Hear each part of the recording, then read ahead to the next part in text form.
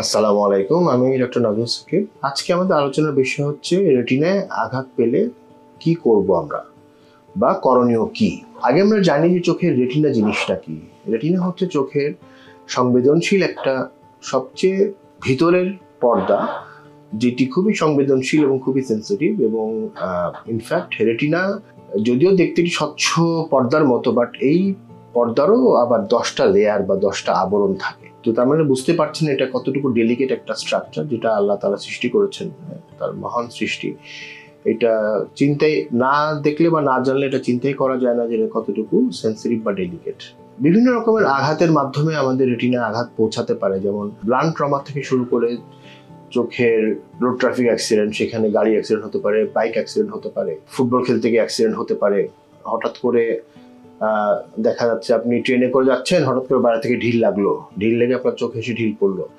সেই ঢিলের আঘাত সামনে থেকে শুরু করে একবারে পিছন পর্যন্ত রেটিনা পর্যন্ত যেতে পারে। তো যদি আমরা রেটিনায় আঘাতপ্রাপ্ত হই বা যদি আমরা বুঝতে পারি যে না, বা কেউ যদি চোখ দেখে বলে যে আপনি রেটিনা ক্ষতিগ্রস্ত হয়েছে, প্রথম যেটা করতে হবে আপনাকে ভালো চোখের হসপিটাল, ইনস্টিটিউট অথবা একজন ভালো রেটিনা বিশেষজ্ঞের শরণাপন্ন হতে হবে যে আপনার ইনজুরির লেভেলটা কি, কতটুকু ইনজুরি আপনার রেটিনাতে হয়েছে, সে অনুযায়ী তার চিকিৎসা। যেমন অনেক সময় ইনিশিয়ালি দেখা যাচ্ছে যে আঘাতের কারণে চোখের মধ্যে রক্তক্ষরণ হয় বা ভিট্রিয়াস হেমোরেজ বলি আমরা। ভিট্রিয়াস হেমোরেজ হলে রেটিনা পুরাটাই রক্তে রঞ্জিত হয়ে যায়। তখন এই ভিট্রিয়াস হেমোরেজের জন্য চোখের আলাদা অপারেশন আছে, যেটা আমরা ভিট্রেক্টমি বলি। ভিট্রেক্টমি করে চোখের ভিতরে এই রক্তকে সরাতে হয়। এবং এছাড়াও যে আঘাত, কারোর যদি ঘুষি লাগে, মারামারির সময় যদি চোখে আঘাত লাগে, তাহলে অনেক সময় চোখের রেটিনার যে দেখার অংশটা সেটা ফেটে যেতে পারে, ফেটে গিয়ে সেখানে দাগ হয়ে যেতে পারে, যার কারণে দৃষ্টি পার্মানেন্টলি কমে যেতে পারে। সেই অনুযায়ী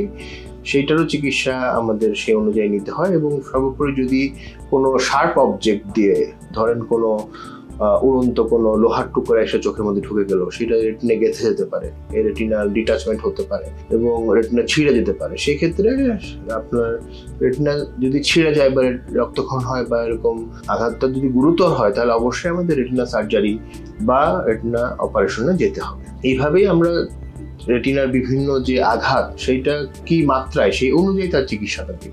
তো সেই জন্য এইখানে এটা আপনাদেরকে জানানোর জন্য এই ভিডিওটা, যে আসলে জানা উচিত যে চোখের রেটিনাতেও যে আঘাত লাগতে পারে, চোখের রেটিনাও যে ছিঁড়ে যেতে পারে, এই জিনিসগুলা আমরা আপনাদেরকে জানাতে চাই। তো এই বিষয়ে কোনো প্রশ্ন থাকলে আমাদেরকে অবশ্যই জানাবেন এবং আমরা আপনাদের যথাযথ চেষ্টা করবো। ধন্যবাদ।